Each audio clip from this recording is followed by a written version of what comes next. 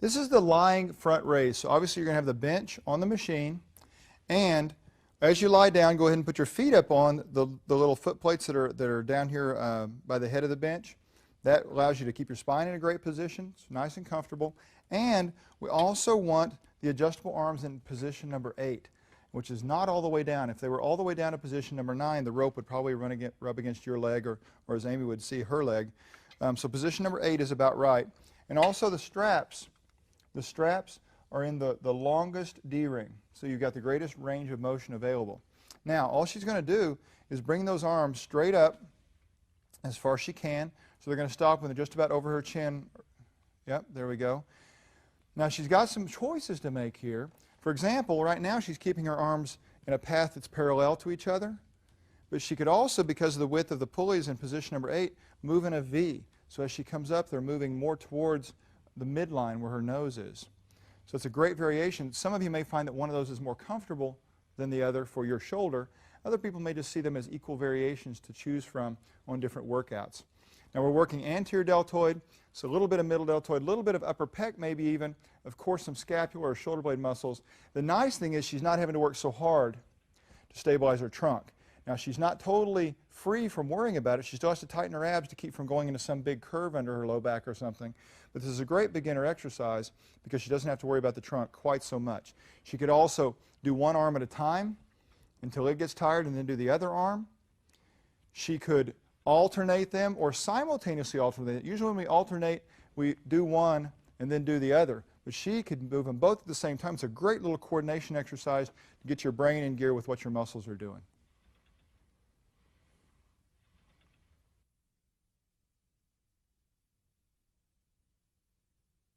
This is the lying lateral raise. We've got the adjustable arms set to number 9.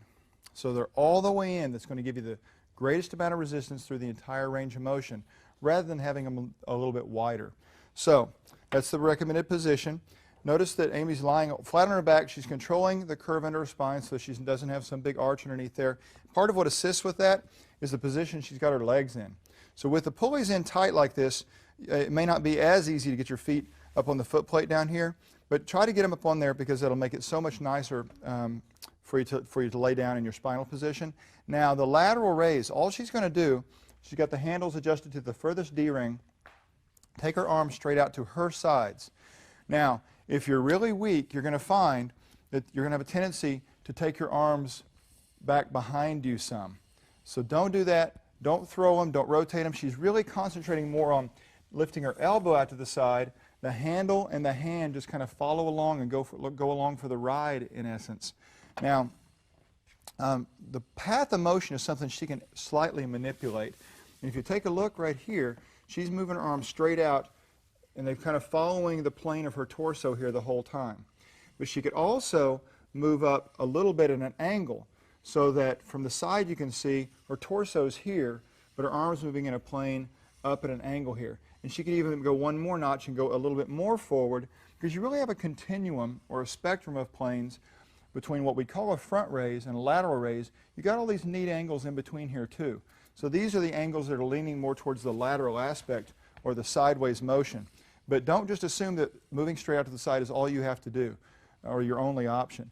So take a look at all these different ones, and you can try them one arm at a time. You could actually simultaneously alternate all these great variations. But the nice thing is, this is wonderful for beginners because controlling the trunk, you still have to control it, but it's just not quite as hard to do to keep your spinal posture.